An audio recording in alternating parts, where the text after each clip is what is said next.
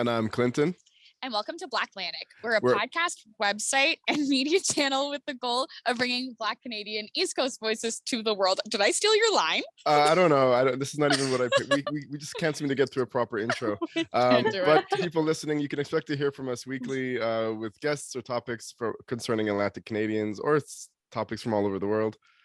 Be sure to visit our website at blacklantic.ca. And check us out on all socials. Now, there we go. As you can tell, I am on location if you are watching this. And so if this is very disorganized, I am so sorry. Yep, we've got Hillary reporting live from downtown Toronto from the Distillery District. From Distillery District. How are you, Hillary? You know what? I'm living my best life the last couple of days. How are you? I'm pretty good. I'm great. Just getting back in exercising this week. Business is doing great. Fighting with the education board in New Brunswick, trying to get my 6-year-old to skip a grade because he's in kindergarten and he's scoring like high 90s on the grade 2 curriculum. And it's been a whole kerfuffle because they don't want to do it. They won't do it. Oh, they're going to do it. I thought it was illegal because I could have skipped to grade 5, and let me tell you, I was stuck in kindergarten. Do not. It's something they very adamantly do not want to do in New Brunswick, but it's going to happen if we want it to happen. Okay. Good luck. Yeah. Thank you so much. Welcome. And we have a guest. A very interesting guest with us this week. This week we'll be speaking with Sandra Hannebohm, a Nova Scotia journalist who is a lot more than that actually, and who will be speaking to us about an amazing new project that has been launched. Hello, Sandra. Hi. How are you? Nervous, a little nervous. And it's also so close to my bedtime, so I'm not used to being functional at this time. Well, I feel that because I stayed at my parents' house last night to drive them to the airport at 3 a.m. I got home and I didn't sleep since then, so I'm feeling exhausted. So we're all in this together. Yeah. Okay. I appreciate both of you while I am outside. I'm so sorry, and I thank both of you for your patience and your kindness. And everything that you both stand for. Thank you. We're good. We're straight. No worries. Sandra, tell us more about yourself, where your parents are from, and just about living in Nova Scotia. Yeah. Where do I start? I was born in Halifax, Nova Scotia. Mm-hmm. I didn't grow up there, actually. I grew up moving around kind of everywhere. Some in Ontario, some in the United States. And then I came back here probably 15 years ago, and I've been living here and working here ever since. That's interesting. Where in the States did you live? Maryland. Okay. What brought you down there? My mom's American, actually. Okay. My mom is from Pittsburgh, Pennsylvania. And my dad is from Calgary. They met in Halifax, and that's where I was born. Okay. Right off the bat, I mean, we're curious, and I'm sure listeners are always curious. What are the biggest, lines and comparisons you can draw between living in the States and living in Nova Scotia? Well, I really hated where I was in Maryland. I did not have a good time there. I found that it was one of the darker periods of my life in Maryland, and that a lot of that is because of the extreme racism that was there, colorism as well, lack of access to resources like basic health care and like fair wages and things like that. Like you feel all that even as a teenager. So I didn't really like it there. I always wanted to come back to Nova Scotia, and I grew up visiting every year my dad in Dartmouth because he stayed in Nova Scotia. I guess it wasn't Halifax then, it's Halifax now, but I would visit every summer, and I just loved it here, and I just wanted to be here. See, I find that interesting because, and not on BlackLantic, unfortunately, but we have spoken to George Elliott Clark in the past from North Preston, and a prolific writer, in case anyone listening doesn't know, from Nova Scotia. And when you read his latest book, it does really describe it describes Halifax in like not such a kind way. And of course, it's going back to his youth, which is like a much longer, like way past when you were living there. And so I find that a bit surprising in some ways to hear, you know, Halifax being a shining example, because I've heard some different things. At the same time, America's America. Can you describe in more detail like what Halifax specifically was like for you? As like, was it always just a safe haven, or were there some negative experiences there as well? Because I'm a testament of like negative Moncton experiences, and I think some people are surprised by that as well. So I'm curious. Yeah, it's not a shining example, but to me it was deeply inspiring to find out that we had this story of Black people in North America who, when I was first introduced to the concept, were not slaves. That's kind of like how we thought of it in the US. I mean, to be fair, we also thought that like weed was legal in Canada like 20 years before it was.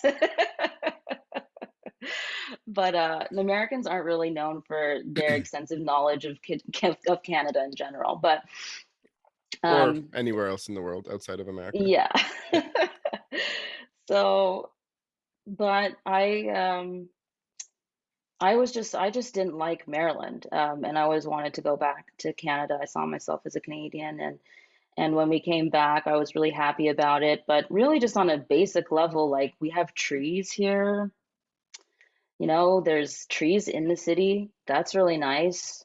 There's art outdoors. There's stuff you can do if you're a teenager. That was really, well, back then there was. I don't know about now. But no, it's not a shining example.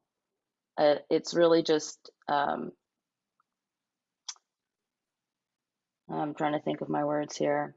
There was a point where I discovered the history in Halifax, and I was deeply upset about it because I love Halifax.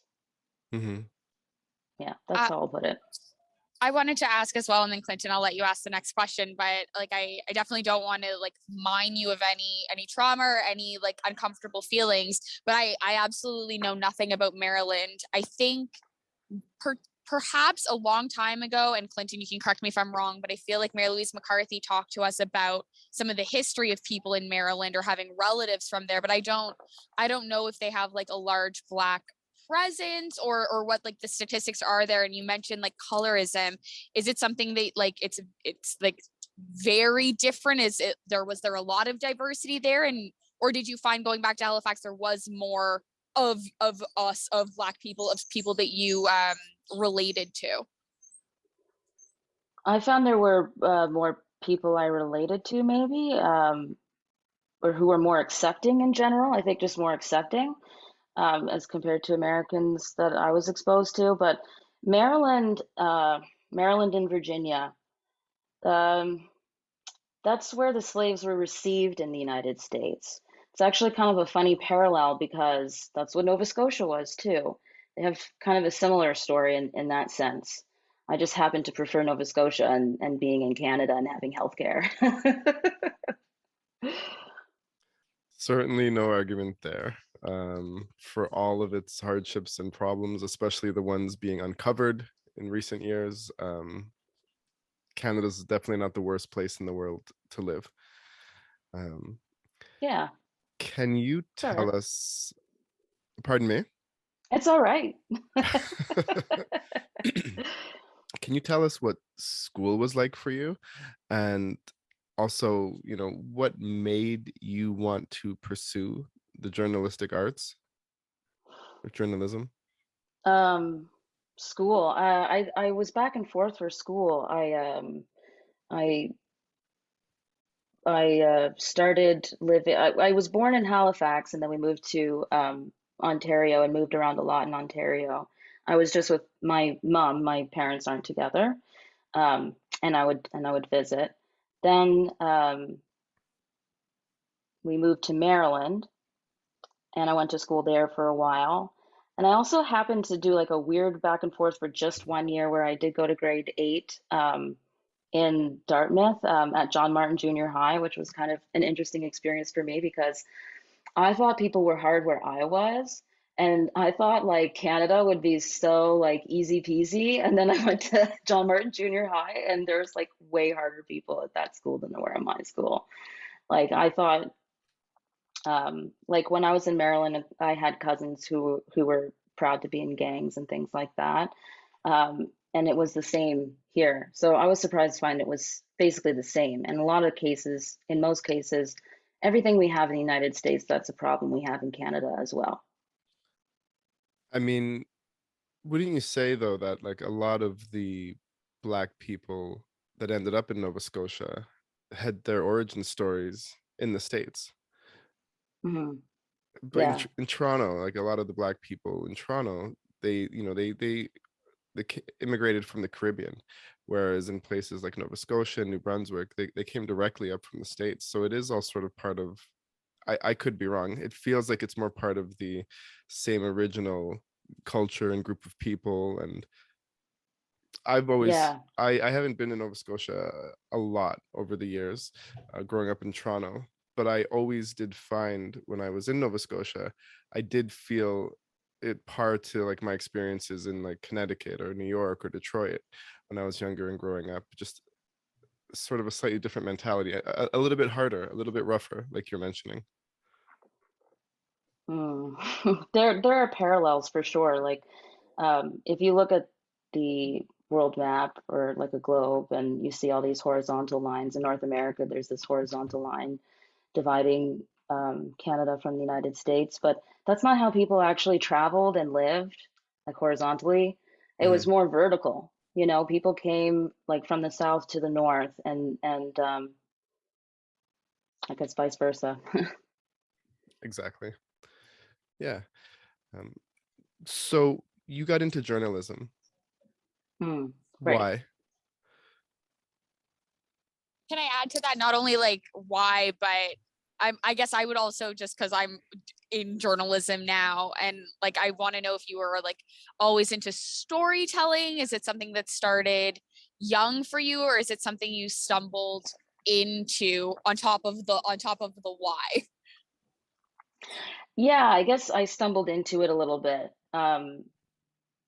I was going, my situation was, although I was living in Halifax and I definitely love it here, I also found myself in a situation where I had to move out when I was 16. So I was kind of hoofing it for a long time. And I found that working in the quote unquote real world was hard and not something I wanted to do for the rest of my life. So I was like, I need to get an education so I have some kind of hope of not working for wages, which is so impossible. Um, so I went to school even though I was terrified of student debt. And I decided to study politics because that was something I was interested in at the time. It was all I could think of that I would actually have fun learning about, and also kind of get a varied education because there's so many other classes you take, like with an arts degree in general. So I did that. I had no intentions of going into journalism, although I kind of liked Hunter S. Thompson. Like he was cool. He did Fear and Loathing in Las Vegas, and I thought that looked fun. That was all I really knew about journalism. And then a job came up on campus working for the campus paper, which hadn't been around for a couple of years. So it was kind of cool to think of myself as helping to bring it back, to revive the paper. And these, like, after the semester ended and the new school year started, I weirdly ended up being the editor in chief of the SMU Journal, St. Mary's Journal, because the person who had been hired quit a couple days before school started. Oh, wow. So they were like, by the way, do you want this job? And I was like, oh, okay. Um, so I did that. It was really fun. And the best advice I got then, and probably still to today, is there's no shortage of news. That's not the part you have to worry about. So I had a lot of fun then. And that was when I became interested in journalism in general. And I also did some volunteer work at the time because at that time you're putting yourself out there everywhere. You're just like, yes, yes, yes. Go to a gala, yes. Like mentorship, yes. headshots for LinkedIn? Yes. So I said yes to everything, and I ended up doing some volunteer work for an organization called Springtide. And I was transcribing interviews with former MLAs, members of the legislature, um, specifically all three Black MLAs to ever serve in the legislature in Nova Scotia at that time. It was really eye-opening hearing stories from people who used to be politicians, especially the stories of obviously racism and sexism and how blatant it was even at that level of such honors bestowed upon you, but you can't escape that. And I learned a lot about history then as well, and that was kind of when that was the moment when I realized that leaving Maryland, I had not escaped really anything. Yeah. And then it was just as bad here as anywhere else. So yeah, I mean, that was kind of depressing, but it also was a good spark in a way. And we produced a podcast at that time. So I helped produce an episode on racism in the legislature, sexism in the legislature, and we even did one about this kind of mysterious seat, a technical seat that's been reserved in the legislature for a Mi'kmaq representative, and we explored that topic as well. Yeah. Yeah. At that, when I was at the SMU Journal,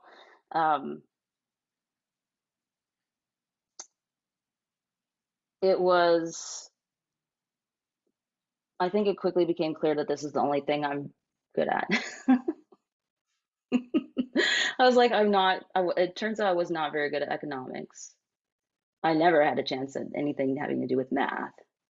So I was stuck with politics. I studied French a little bit too, although I can't really speak it very well. I can understand pretty well. Yeah. You've done a few podcasts. Yeah. I think you mentioned before we started that you're not doing this anymore, but you have a podcast on lionsroar.com. And you had told me some pretty interesting things about that, about its size and reach. Like, you just Am I the Lions confused? Roar pod. I just thought you said it was just like such a huge podcast with it was a long time ago that we spoke about this, but would you like to tell us about the podcast, I guess, in that case, so I'm not making anything up? No, I don't think you're making it up. No. So I work for a Buddhist magazine called Lions Roar magazine. We produce a podcast bi-weekly, and most of our audience is in the United States.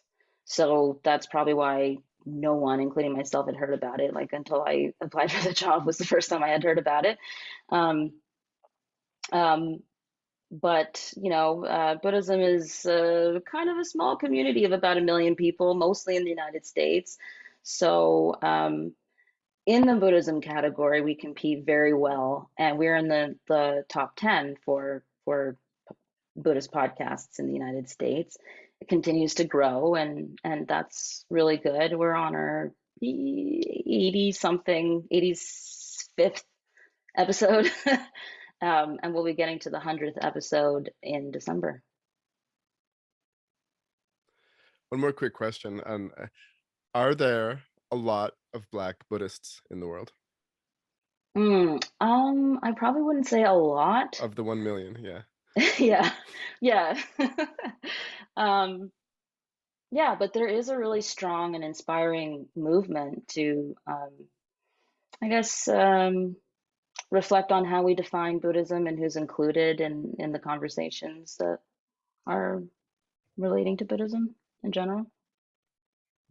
That's so interesting. Thank you. Cool.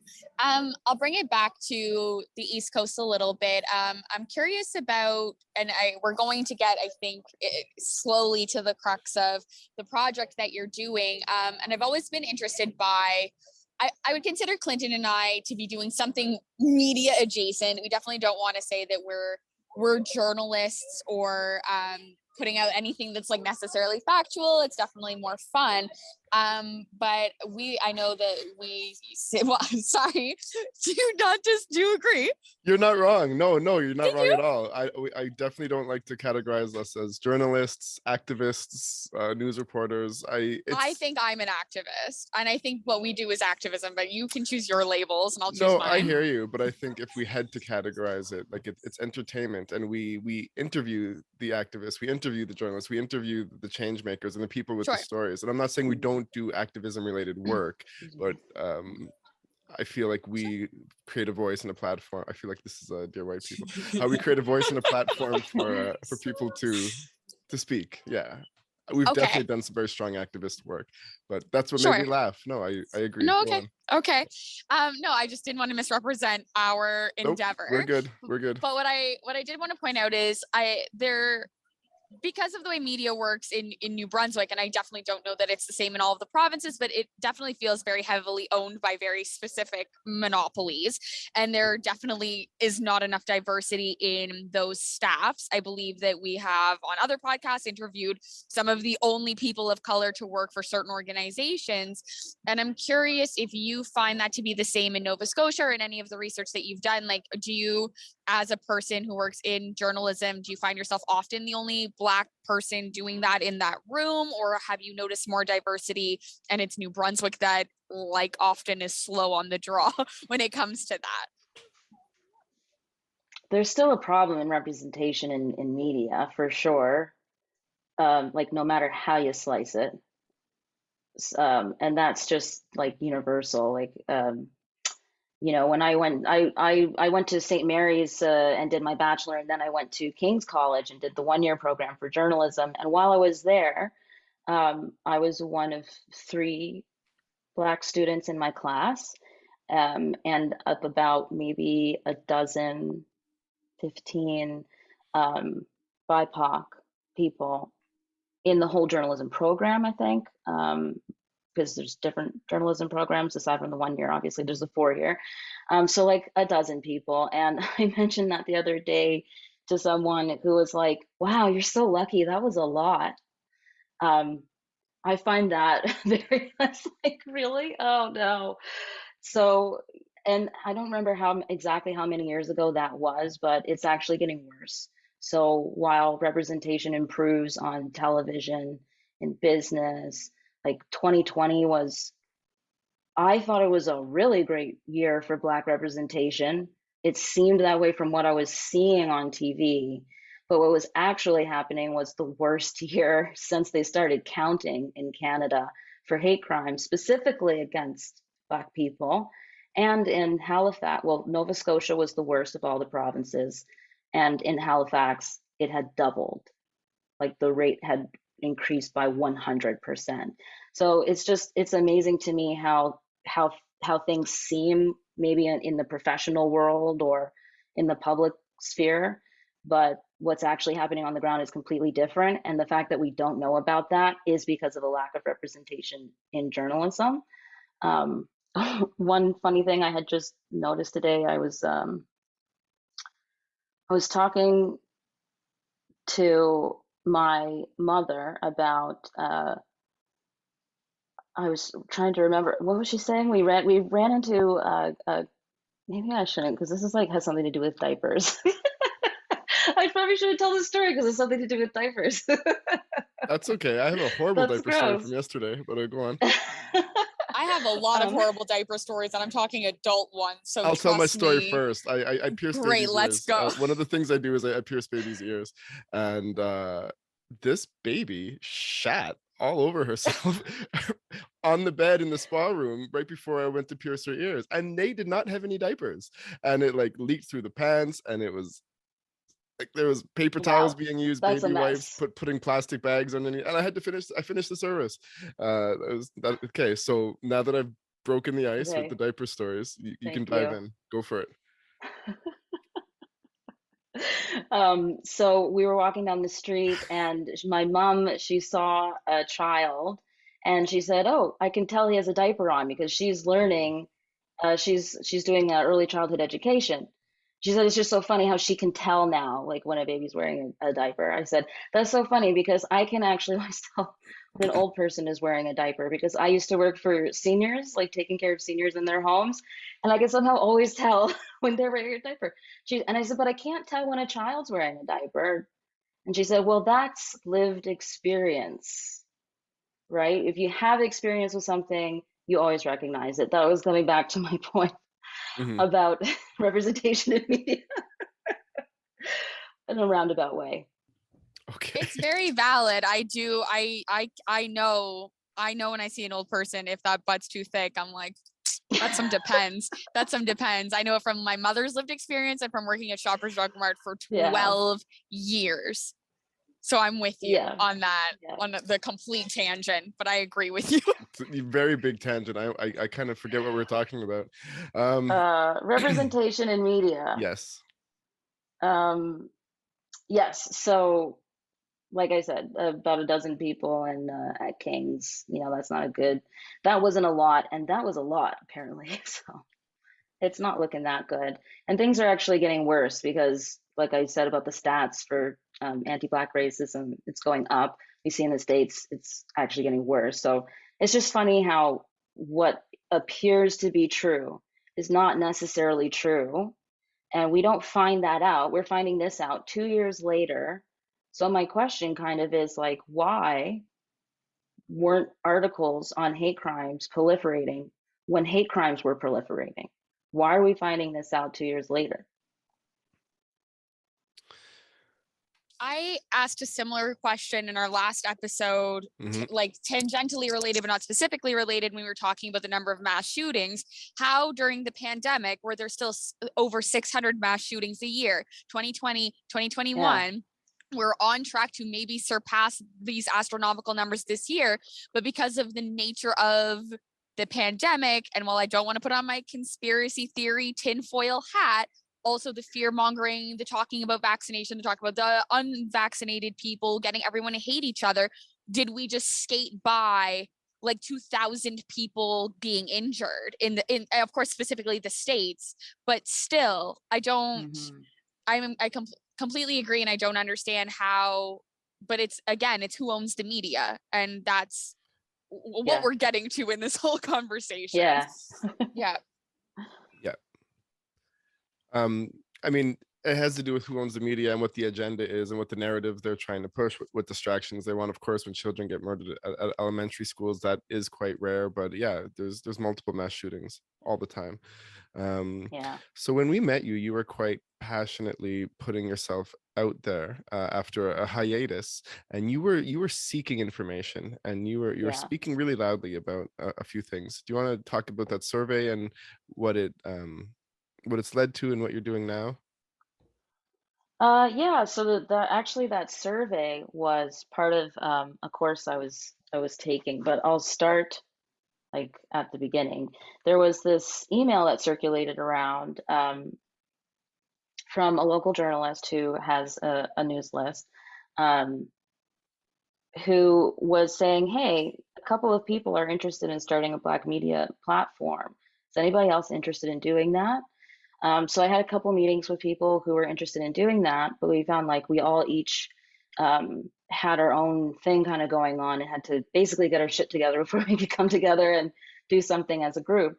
So I decided to go and apply for this program. It's like an accelerator program for journalism startups to learn the business part that journalists are notoriously terrible at.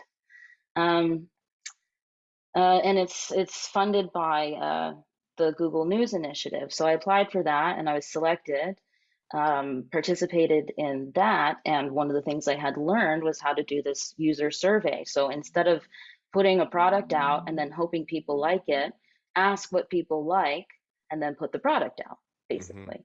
So I started kind of poking my nose in various corners and making announcements and inviting people to do interviews with me, where I would ask like, what's missing from the media landscape for you? Like, where do you get your news? How do you find out what's really going on? Because from my lived experience, I know that when you see these daily headlines, they just come and go and then they disappear. And you can't really tell the grander context or like the big picture. Um, so I kind of asked, how do you get your news? How do you tell what's really going on? And people told me that they're just depending on word of mouth or kind of knowing the right people, or they have their certain places that they go to, and they always still have to come with a dash of skepticism about how anyone's handling any of these stories. So you kind of can't, you can't 100%, well, you can't trust the media. Is that a crazy thing to say? So that was a common feeling that I found. Yeah, and that kind of informed this product that I put together. I call it a product because I'm still in class mode. Because after I finished that program, and I was actually awarded a little bit of startup money, which was nice. After doing a pitch event with them, I started another program, another accelerator program. This one funded by Facebook. You see the thread here, Google and Facebook. Mm-hmm. I think they're trying to I don't know, maybe try to patch things up after ruining print newspapers. Rectify their mistakes. Yeah, so I was happy to accept the $4,000 scholarship from Facebook. That was nice. Amazing. So I continue to do these surveys.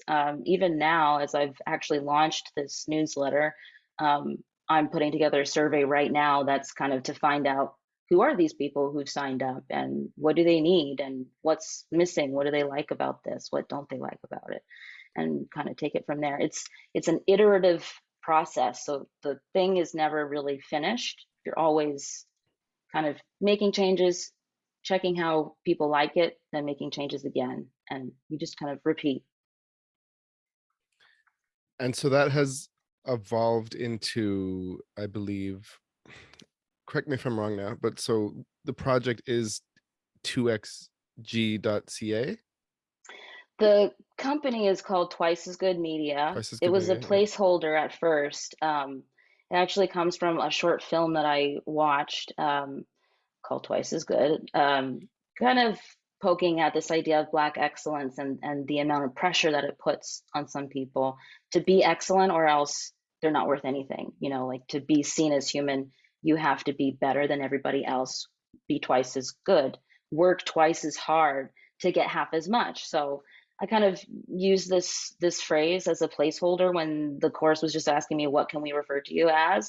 And then I ended up not coming up with anything better, so I stuck with that. And that's where you get 2G or 2XG, two times good, twice as good. I like 2xg.ca. that. I really, really like that. Thanks. I think it's great. So with the project, like this newsletter, and I was really happy, you know, to be asked about our feelings about Black media and then see something actually produced from being questioned. I think we are all victims of people like the government asking us a million things and nothing gets done. And I was really happy to see in my inbox one day that newsletter, and I was like, "What's this?" And then I saw at the bottom your name, and I was really excited about it. What do you hope comes from this? Like, do you have an end goal in mind, or is it just to continue to bring actual important news to people who care about it and are looking for it? Or do you have like a grand scheme planned? My grand scheme plan is kind of like my wildest dreams plan is to build something that lasts longer than my own career, that can be kind of passed down and that can fill this role for a really long time. Because um, in the process of my travels during university, I came to find out that there are about a dozen Black newspapers that have started in Nova Scotia over the last 60 years, no, since the 1800s, I think. Um, and none of them seem to have well, none of them are around today. And I can't really speculate about why they aren't around today, but I would like to see something fill that place and stick around. So I'd like to work toward that. And I don't think that I have all the answers. I'm really just coming to this with a willingness to learn.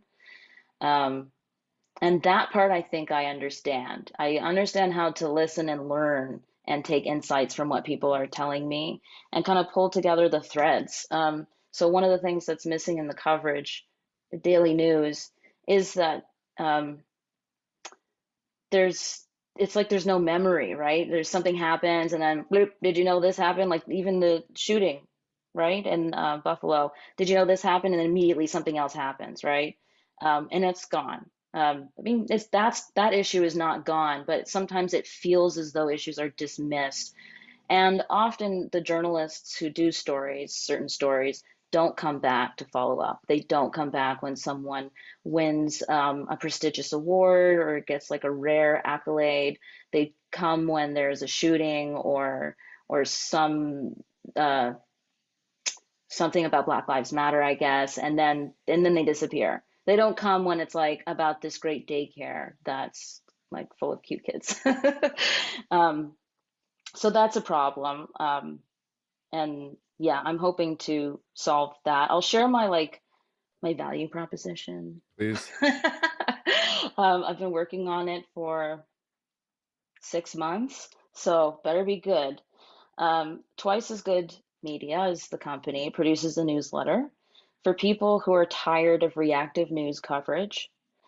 In it, I curate Black news that centers human stories. That's important. Human stories, not just stats, not just a headline or whatever. Human stories and stories that go deeper than the headlines so we can all feel nourished, informed, and rooted in the bigger picture. And I try to provide recordings of the articles when I can so that you can listen instead of reading if you feel like it. And I like to read things out loud, so it's good for me too. I have one more question, just because the part about reactive media, I think that that's really important. And Yep. maybe you don't intend to do this, but I'm curious. Like, it just feels to me like there's never a follow up. You hear about all of these awful things, and sometimes it's, people accused of things wrongly, and then we go through life thinking that this person did this horrible thing, and there's never that follow up of like, actually he was acquitted, actually there was it was wrongfully Yeah. decided, et cetera, et cetera. And I'm curious, like, in your journalistic standards and practices, like, do you intend to follow up on any of the stories that aren't necessarily Black joy to, keep the thread going so that we don't just get lost in the reaction, or had you thought of that at all? Oh yeah, I'd like to provide like a well-rounded. I'd like for people when they read it to feel informed but also nourished, right? Like it's not just crime, it's also art. It's also maybe spiritual healing. Um, I'm only one person and I'm definitely not a guru. But I'd like to get there to covering all those bases. Yeah. I've heard over the past 2 years the same themes repeated so often among the many people we've interviewed, and we've experienced the same things ourselves. Is that in Canada, and in Atlantic Canada specifically, um, the only interest in Black interest stories, Black news, Black media tends to be only when something really bad happens to Black people, when there's a Yeah. story of pain or hatred or death. But it's very rare that you see celebrated the triumphs and the Yeah. joys and the achievements. And it feels like that's what you're trying to do with your newsletter. Um, I've seen over the past 2 years, as we explore many organizations across Nova Scotia, PEI, New Brunswick, a little bit in Newfoundland, of so many groups of us trying to do the same thing, share Black stories, share Black experiences, show the world that we are more than just the sum of pain and hardship and horrible news cycle stories that then Yeah. get forgotten about. I mean, the George Floyd murder obviously lasted in the news media way, way, way, way longer than 10, 11 elderly people being murdered in a Yeah. shopping. Like, it's already, like you said, it's already on to the next thing. Like it gets buried in the news so quickly. I wonder if in the Yeah. future these groups can amalgamate and become one big organization and create something that lasts. Like you said, I know what you're thinking. Oh, you're snapping. Okay, that's good, Hillary. No, I'm thinking that I very much want that. I'm tired of feeling, I was talking about this today, sorry to cut you off, but just that, like, I was talking to someone about the Asian community and how they feel segregated and how they feel like they can't even start a movement when something like the murder of George Floyd happens in their community. And I was like, we have that, but then we don't have like the arts celebrated. Like even in New Brunswick, it's so spread out, and I don't think it needs to be. Continue. That's it. I mean, I think what you're saying is things that we've heard other people say. It's not that any of us want to do this forever, but we want to build something that can last and can get passed on to other people to work and grow and build. And so that, like you said, these 12 newsletters that have been in Nova Scotia, that none of them exist anymore. It would be nice to see something that is big enough to encompass all of Atlantic Canada and last for generations to come. Yeah. It is tough because we're talking about a group that is so diverse in itself. Like people love to Of use this course. word diversity, but then they also equate like the word Black with diversity or diverse. Like I once had actually someone from CBC came to present to our class, and I'm glad I don't remember her name because I was really appalled with what she said. She was supposed to be teaching us students how to have diversity in the newsroom, and then she used this phrase like, "Oh, this intern journalist did a story on an Indigenous community, and she wasn't even a diverse. She wasn't a diverse. Like, what, you know what I mean? So within the Black communities, there is much diversity. So So that much. definitely has to be acknowledged. Yeah, and that's the other thing. Black is such a blanket statement, right? And when people Yeah. come from other countries, they're from that country or they're from that culture. And even if you come from a country in Africa to Canada, you're no longer from that country. You just become Black. It's Yeah. this thing Yeah. because it almost tells us that we are not from anywhere or we don't belong anywhere. We are separate from the norm here. And yeah, I think Black people in Canada originate from close to 200 countries at least. Um, Yeah, it's hard to make something that's not constantly in reference to whiteness or like always in opposition to whiteness. Like whiteness is the default and we're something that's just not that, you know? Like, yep. yeah, That's why I I'd always like, hated the term colored, because colored in comparison right. to what the norm. I'm okay with people of color, but colored was always like really struck a nerve Yeah. with me. Um, so Color sounds like you've been shaded in. Sorry, that's always been my hot take. It's like, who took a pencil to me and picked this tone? I well, I mean, digress. colored in comparison to who? Like Yeah. the standard. But this is certainly an interesting conversation, and I think anyone listening to this needs to go to 2xg.ca.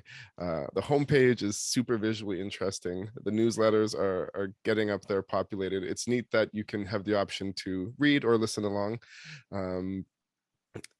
But we are going to sort of wrap it up at this point. However, Sandra, if you have any extra thoughts, final thoughts, please insert them now. Go to the website, sign up. The subscription bar is right there at the top. And you can also reach me at my email, sandra.hannebohm@gmail.com. You'll have to figure out how to spell my name, sorry. Um, and if you really want to reach me, don't reach out on Facebook, reach me by email. Okay. Well, to anyone watching us on YouTube, and we forgot to do that in our intro, you'll have a little hint on how to spell Hannebohm, and I'm so happy that I pronounced it right at the beginning of the episode. But yeah, Hillary, do you have any final thoughts before you continue your night of My grandeur? crazy night. No, just thank you so much for coming on. I was so happy with how robust the newsletter was. And I think for, people who try to put out articles, I'm so tired of searching the same places and not knowing where to get actual Black media from, and knowing that the Black media I'm getting is not representative. It's barely skimming the surface, and it's a very specific type of news. So I think that the newsletters, like, you've curated them in a very good way, and I was very impressed. And I hope that this legacy you want to leave behind is everything that you want. I'm very happy for you. And I'm glad you took Thank the time to you. come on today. I know you were nervous, but I think this episode, I was the mess in this episode. You were great. You did Oh, wonderful. Thank you. I always feel like a mess on the inside, so I appreciate No, that. you did great. Oh wow, you hide it well then. Oh, Yes. good. No, your passion is certainly inspiring. When Hillary and I first learned about you, we were Yeah. both taken aback. Oh. Yep. So Pish make sure posh. you pish balls. Make sure you to xg.ca subscribe right away. I'm Clinton Davis, Hillary LeBlanc, Sandra Hannebohm. Make sure you follow us on all socials. If you are watching us on YouTube, hit that like button and subscribe. It really helps out. And thank Donate to you. our GoFundMe. Right, donate to our GoFundMe. Yes, that's all. Yeah, you were probably the least bit of a mess in this episode, Sandra. I'm But, cold. I'm outside. all Like right. anywhere. All right. Have a good night, everyone. Thank you for listening. Peace. Thanks, Sandra. Bye. Bye. Bye.